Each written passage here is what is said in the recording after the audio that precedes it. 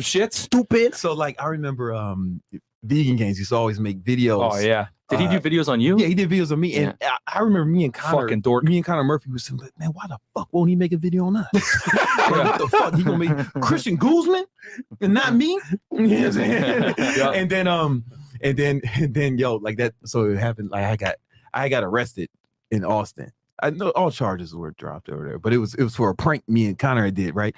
And this break, I never told nobody shit. I never said that shit. Exclusive, fresh fit exclusive, First guys. time on air. I was out the next morning. I spent the night in jail. No big deal, right? Yeah. But I also was like, man, I want to take a vacation.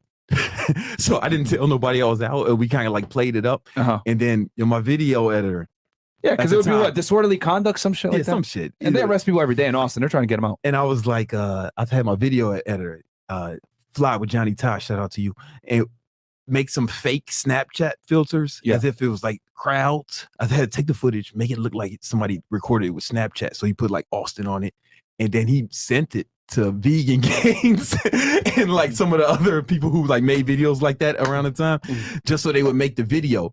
Because every time somebody made a hate video on me, I noticed that we would just make so much more money. Bam. Yeah. You know what I'm saying? And then there's another time Vegan Games made another video about me, and I made a response video just to get him to make another video. Each time we made more money. Same shit with Greg Doucette. Like Greg Doucette, he keep making videos about me, and I would make response videos. I'm never mean, right? Because I'm not trying to get into it with people. I'm always kind of polite in my response videos. I just want them to make another video because I make more money every time. Yeah. So shout out to them, man. Yeah, and I should send them Christmas gifts. Yeah, and that's hilarious because like your haters a lot of the times are your unpaid marketing team, and I would say as far as like Vegan Games is the perfect example of what happens when you try to build a platform on hating on people. Yeah, like you look at his channel now, dead. Because you can't sustain talking shit about people for years and years and years. Like, yeah, you were popping at one time because all you did was sit there and bash fitness content creators saying, worse the fitness industry, fraud, blah, blah, blah. But the type of audience you attract with that type of content, they're not long-term. They don't really fuck with you. They're there for the drama. They're not going to buy from you. They don't give a fuck about you. And at some point, they're going to turn their back on you. I used to think that. Yeah. I used to look at those guys like, when you go to the Apple store and in New York, right? You go to Apple store and outside there's motherfuckers selling fake Apple shit. They're selling like accessories, Apple accessories, like the cheap ones from China or whatever. I used to think, oh, these guys are like those people, right? They need us, we the Apple store. Until like Greg Doucette, right? I seen him, like I was like, oh, this motherfucker's actually, he's making some money, he's doing his thing, right? So the ties is shifting. Shout out to Greg, man. We waiting for another video, man. Speaking of Christmas, I'm trying to get that Christmas bonus, Greg. Make another video about Speaking of money. He did it, like I haven't gone through a lot of his content, but I think that collabed with him. We did I did a collab with him. We did a collab, but I think his initial way to get attention was to use people's names and then, essentially, break down what he believed is wrong and then share his own information. Then he became sort of an authority figure. So I mean, he did. He shifted gears well, I think. Yeah, you know what I'm saying? Yeah. And it's like WWE though, right? Because in the fitness industry, the big thing is natty or not. Yeah, because we made videos about each other, but like we talked to each other behind the scenes, like he's cool. So he's like real like that. So Brandon and Greg, you guys are successful, famous. Yes. You make money as well. But I want to know, bro, as a guy that's learning as well, how do you ball on a budget? Because y'all look good, right? Pause. You make money, but you still have money. Like you spend money, of course, but like you have money you could have for wealth, for investments. But you still buy stuff like watches, chains. How do you ball on a budget, bro? Like in the description, I got a free course, High Value Alpha Baller, that y'all can download 100% free. You know what I'm saying? Y'all, you should get that where I go into more detail on the subject. But I mean, for me, it's just. For me, I invest half of every dollar I make. You know what I'm saying? Because a lot of people notice, like, I grew up poor, right? Southside Chicago. I got sent to military school. And while I was in military school, my dad ended up making like a lot of money while I was sent away. He was making like $3 million a year by the time I graduated, which is like $8 million adjusted for inflation. Yeah. Was he a teacher? Shit. Nah, he was he was a salesman, right? He taught me sales and everything. But by the time I got out of college, he had lost it all. So I didn't experience any of it. I just like heard about it because I was gone the whole time. How did he lose it? Man, gambling. and not investing, right? And just because making money and keeping it are two different skill sets, right? Yeah. And he was still like that is so true. He was still a street nigga, for lack of a better term, who just found a way to make some money, right? And then he didn't know how to keep it, right? So that was a cautionary tale for me, right? Because he killed himself, right? And I was like, okay, I got to make sure I don't ever lose the money, right? So even now, my mom sees me and she was like, Brandon, you spend all that money. I'm like, listen, Mom, relax. Because I invest half the money, right? And even shit like this, right? Like this watch. I bought this. Shining, man. Thank you, man. This is my midlife crisis watch. Right? I turned 40 and I was like, oh, time to start the midlife crisis. Let's do it. But this was all. Nah, bro, that's the equivalent to a 21-year-old girl's birthday. You're at your peak, my friend. There you go. Thanks. Don't let these hoes shame you. I appreciate that, man. Live your life, king. But no, but I paid for it with investments, right? Like all the investments. Yep.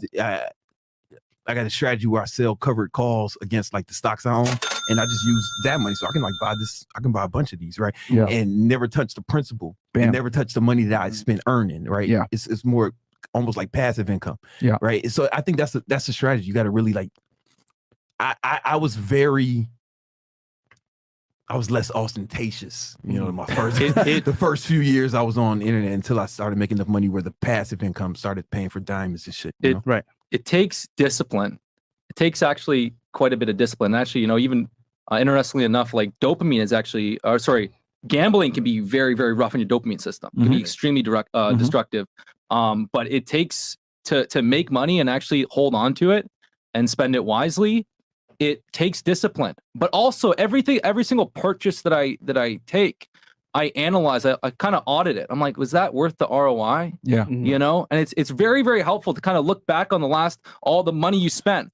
What was squandering money? Like going to the table, dropping $9,000 has it really been like? I don't find it that worthwhile. Right, like the tables and stuff like that. Buying bottles and shit. Buying bottles, like fresh. For what? Designer clothes. Yo, nigga, just so you know, I was gonna dive. Night, man. I'm on your close money though. I see it. Oh, it's on the house. It's on the house. It's on the house. Okay. Come on, flat, dog. Yeah, if it's on the house, then that's good. But it's very, very good to like just actually audit how you spend money and is it worthwhile? Like buying a nice watch that holds its value is not that big of a deal. You're just moving money from your bank account into cash. I think it's absolutely smart to like basically if you make a certain amount of money, like if you're making $100K a year, obviously it's gonna be hard to save half of it. Yeah. But if you're making a very, very high income, I mean, I think a lot of people that are making multi 7-8 figures a year, they try and live on 20%, 25%. Yep. Actually, who's that comedian that's worth hundreds of millions of dollars? Kevin Hart, right? Kevin Hart. He says he only spends a quarter of what, but he's probably making like 40 plus mil a year. So but he's living on 10. But if you can live on a quarter, it's very, very good. But to be honest, as guys, how much money do you really need to live? Not that much. Nah. I mean, other than flexing on some haters, that's pretty much it. You gotta flex on the haters, though. You got to, bro. You got to, man. I gotta make enough money where you can do it, where you could do it smart, right? Honestly, you got to delay gratification with that. So I was putting money aside the whole time, right? I wasn't flashy. Look at any of the old videos. There was nothing flashy because I was stacking cheese that whole time, and to the point where I can start using the dividends from that, right? The passive income. That's when I started. Yeah, if you look at your older videos, like you weren't always like running around, like, oh, look at these watches, all that stuff. Like Brandon had, obviously watch. Yeah, for man long. Yeah, I mean, I take credit. I think I inspired him.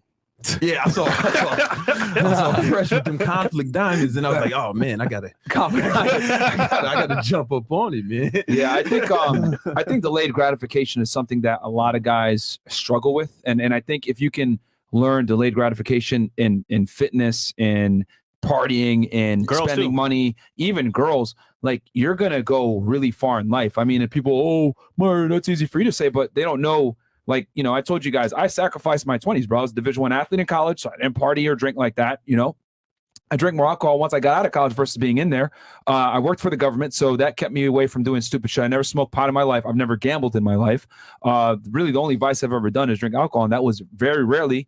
And I spent most of my 20s on the southwest border. There was nothing to do there. So what was I doing? Just chasing after drug traffickers and smugglers and doing cases. So, you know, they always say idle hands do the devil's work. So that kept me away from doing a lot of dumb shit. And then the other thing too was I wasn't necessarily focused on chasing girls. Like I didn't have a serious girlfriend during any of this process. So it allowed me to focus on myself. I was focusing on the gym, etc. So I sacrificed my 20s, guys, a lot of a big part of it to like get to a certain point. And then I didn't really start getting like back into dating scene and all that other stuff until I was about 28, 29 years old when I came to Miami.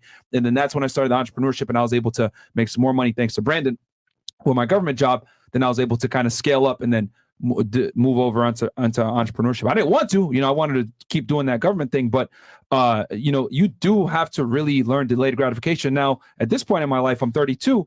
What I'm doing is, even though I'm making really good money at this point, I'm taking almost all my money and throwing it into real estate. Almost all of it, guys. You know, smarter than me, man. You know, I got 11 houses now. You know, as you guys know, I bought 7 last year. I closed 2 on Friday.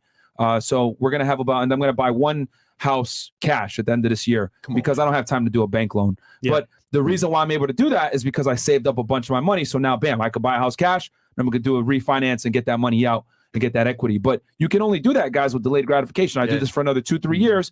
Then I could go ahead and, you know, but a Lambo. But yeah.